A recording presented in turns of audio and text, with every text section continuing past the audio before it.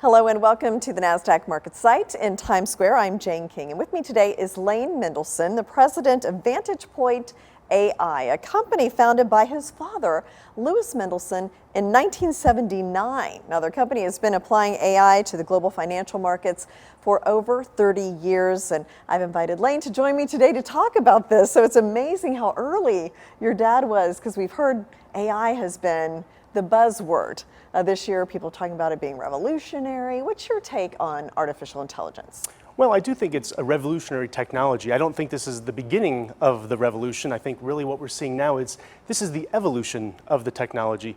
The artificial intelligence was actually invented and created back in the 1950s at Carnegie Mellon. And that's actually where my father went to college. And in the 1960s, he had the opportunity to work with AI on the mainframes. And so he got a taste of it. He saw that it had capabilities, but at that time, he didn't really have a real application for it. Fast forward to the 1980s, he had developed the first commercial trading software in the world that did historical backtesting and simulations. And he was in who's who in the world for that invention, and it created a lot of notoriety. But he himself started to perceive a change in that the markets were becoming global. And what happened in other parts of the world was affecting the markets here in the US. And so he started to realize that for traders and investors to truly have an edge in the markets, they need to have a global approach, and just technical analysis doesn't give you that perspective. So he thought, I have a problem. The problem is I want to be able to access all of this world data and then sift through it, sort through it, measure it, and find the hidden patterns in the data to give me clues as to what's going to happen next. How do you do that? You've got millions of data points being created each day. So he experimented with all sorts of mathematical approaches, genetic algorithms, and ultimately landed on AI, and that became the solution to the problem, and it's something we've been committed to ever since. The product was actually launched in 1991, and we've continued to refine and develop it since then. Yeah, I mean, it's amazing, and it makes sense that AI would be the only technology that could kind of take in all of this data, synthesize it, and come up, I mean, no human could do that. So tell me about the company's mission, how it pioneered the AI market, and just a little bit more about your stock market forecasts. Well, it's a patented technology, so we actually have 2 patents that are involved. Each one of them on their own, they could stand on their own 2 legs, and they would provide a tremendous edge and advantage over what most traders even today are doing. One of those patents is analyzing that global market data that we were speaking about. So it's identifying, like for Apple, for example, it's going to look at the 30 most closely related markets that drive, impact, and influence the price of Apple. It's like this: if you want to know where Apple's going to go, or any stock for that matter, you have to look at what factors are driving and pushing that particular market. So we identify what those individual markets are, and then through a proprietary patented process, we're weighting those, because it's not a situation where every one of those 30 markets drive, impact, and influence Apple to the same degree. They're all weighted, and those weightings actually change over time. So the patent identifies the markets, weights them, and then uses that information to then, doing pattern recognition, forecast what's going to happen next. The second patent is taking traditional lagging indicators, which is what most traders use. They're using, Bollinger Bands, moving averages, stochastics, MACD. They all lag. They all tell you after a trend has developed and begun moving. We've transformed those traditional lagging indicators into leading indicators. And that's the second patent that we have that we use to forecast and give traders an edge. So when you combine those 2 technologies and advancements together, that's what really stacks the odds in the favor of the trader and helps people who on their own probably wouldn't be successful or wouldn't be nearly as successful, and they're able to do something that on their own would have been humanly impossible, but through the use of AI, it makes it possible. Yeah. Tell me about when you're early on in VantagePoint AI, what kind of challenges did your dad face? How was he able to overcome those? Well, there were a lot of challenges because if you think back to the late 1980s, we didn't have the computing power that we have today. We didn't have the software available that we had today. And there weren't as many people that had expertise. To develop a software like VantagePoint with patented technology, it requires a deep understanding of artificial intelligence, mathematics, computer science, and of course, underlying working knowledge of the financial markets. How can you develop something for the financial markets if you don't understand the financial markets? Right. So he had to assemble a team with these expertise, but at that time, there weren't as many people available that had the expertise. And so we had to overcome, obviously, the hardware and software limitations, finding the team to assemble.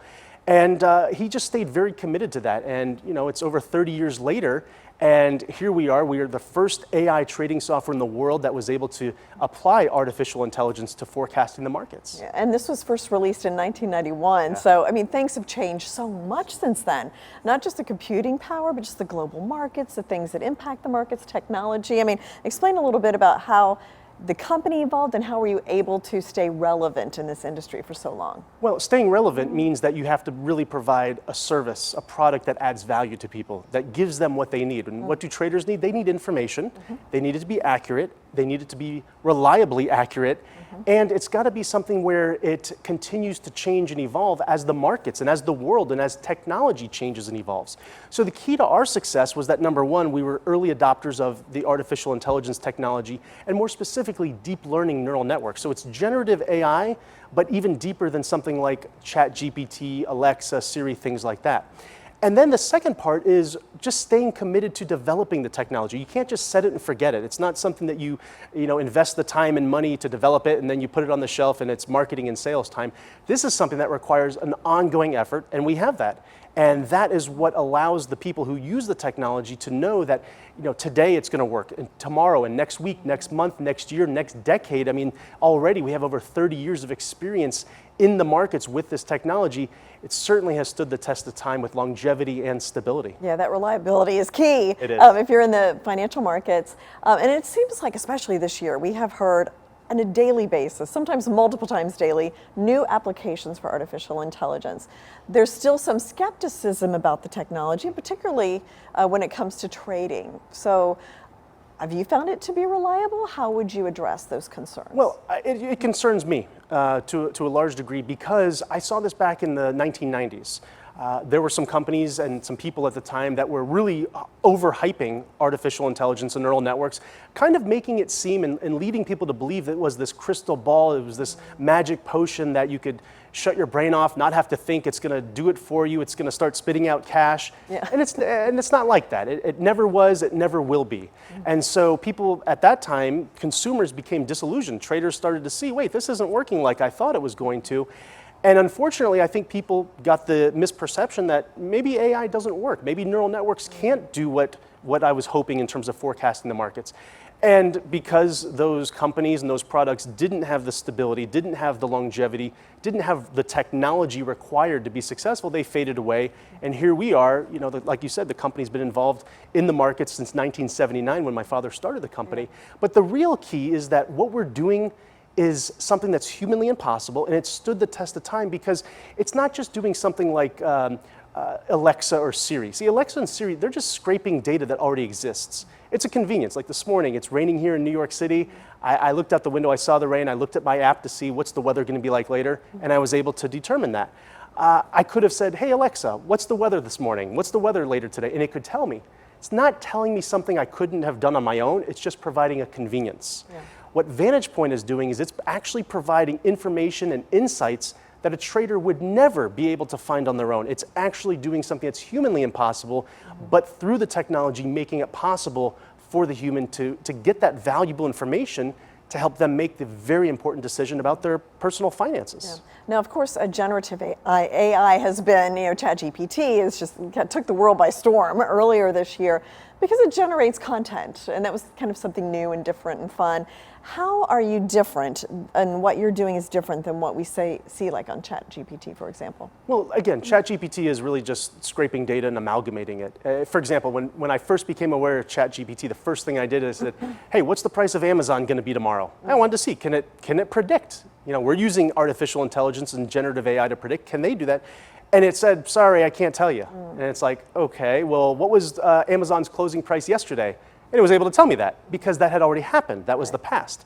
So unfortunately, ChatGPT, while it's very interesting and I'm sure it's going to evolve over time, it can't predict things like the financial markets, but it is useful in other applications. The thing that I'm noticing, which is a little concerning, is that marketers are starting to take the ChatGPT buzz and the excitement that is surrounding ChatGPT And they're making it seem like they are somehow using ChatGPT technology to forecast stocks and markets. And again, misleading consumers into thinking, oh, this is it. We've got the crystal ball again. Here it is. And it's not going to do that, and it can't do that. And you've got all these marketing experts on the internet, on YouTube, on Facebook, coming out of the woodworks, kind of chasing this shiny object and really preying on consumers and misleading them. That's something you really have to be careful. I tell people all the time, you've got to do your due diligence. You've got to make sure that whoever is developing the product actually has a real understanding of the technology, of the markets, all of the skill sets required to produce something that works. Yeah. And if it's new and it just came out, well, do you want to be a guinea pig? Do you want to be their beta tester? You don't want to take your hard-earned money and gamble with it. So again, you've got to do your due diligence. You've got to make sure that it's actually doing something that makes sense, that serves a purpose, that's doing something you couldn't have done on your own, and that it's consistently accurate. Now, you talked about the 2 patents that you have. Can you elaborate on that a little bit? What do those patents do, and just explain that technology? Well, the first patent is the intermarket analysis. Okay. And what that's really doing is it's analyzing millions of data points each day, and it's looking at thousands and thousands of different markets, not just US markets, but markets around the world, and not just stocks, looking at commodities and currencies and Forex prices as well, all to determine what those other markets will do to a particular stock that the trader has an interest in. And once it identifies what those different markets are, then it starts to sift through the weightings of those. What degree will the US dollar impact the price of IBM stock? What degree will Amazon have on IBM? And so it will look at related markets that you and I might think, oh yeah, you should be looking at that. That makes sense intuitively.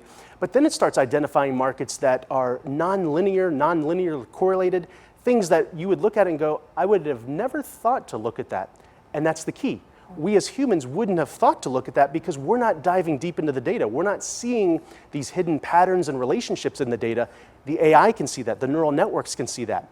And so it can generate that information, find those hidden patterns, those clues, those insights that give you the information you need so you can make more intelligent trading decisions. But the second part of that is the other patent. It then pushes those insights and those findings into what's known as a neural network. Now, a neural network has 3 different parts to it. There's the input layer, there's the hidden layer, and there's the output layer. And I don't want to get too deep into the mathematics of it, but basically the input layer is ingesting all of the raw data. So millions and millions of data points go in. In the hidden layer, you've got these individual nodes, these individual neurons that kind of simulate a human brain, but obviously much more powerful, can do a lot more. And each one of those neurons has its own specific role, its own specific function. Each one on its own, not capable of coming up with the answer.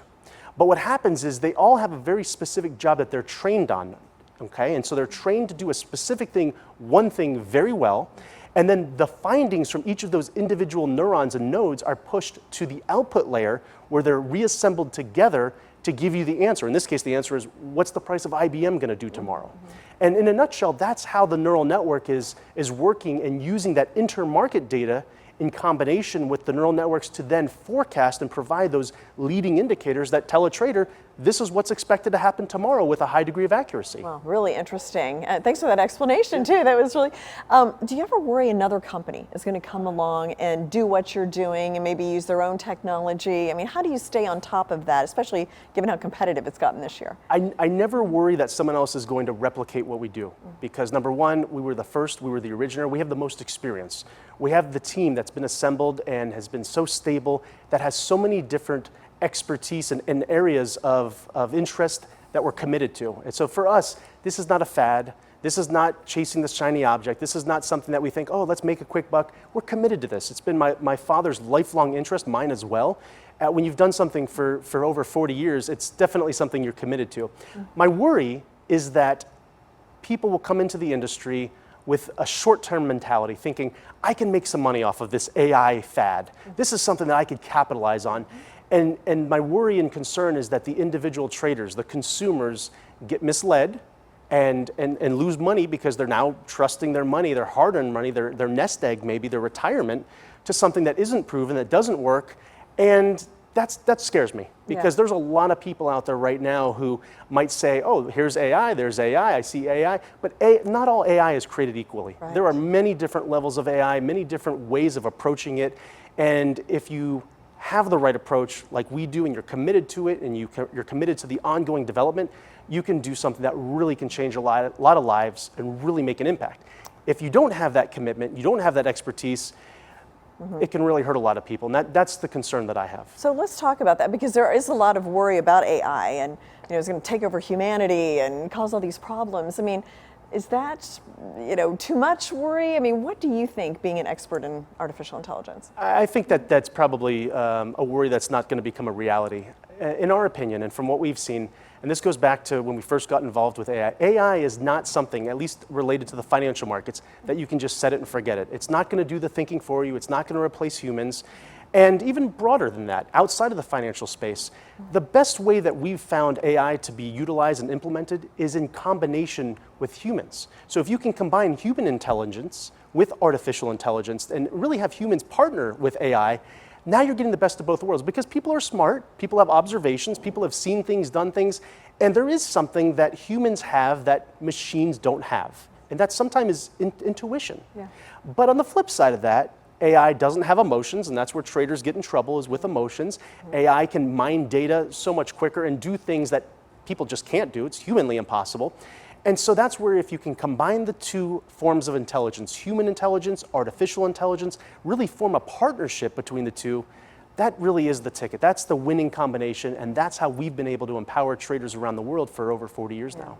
So what's next, finally, for VantagePoint AI? Where do you go from here? Well, it's really a matter of continuing to develop and refine the technology. And it's, like I said, the markets are constantly changing, and AI and technology is constantly changing.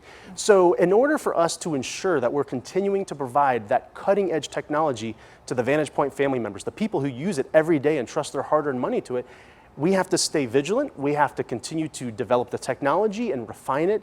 And that, like I said, that's a commitment that we've made and continue to make. Over the last 10 years, we've invested over $10 million into research and development. And again, it's not something that we say, okay, we're at that point where we're done. We're never going to get to 100%. That doesn't exist. There is no scale that goes up to 100% when you're forecasting the financial markets. Right. We're at 87.4% now. Can we get to 88? Maybe, but even if we were just able to maintain 87.4%, that stacks the odds. That gives the traders such a tremendous advantage in the markets, and that is what our goal is to continue to provide that edge. And through our hard-earned efforts and our research and development, I'm confident we're going to continue to do that. Lane, so interesting. Thank you so much for coming and explaining VantagePoint AI. Thank you, Jane. Great to see you. Thanks.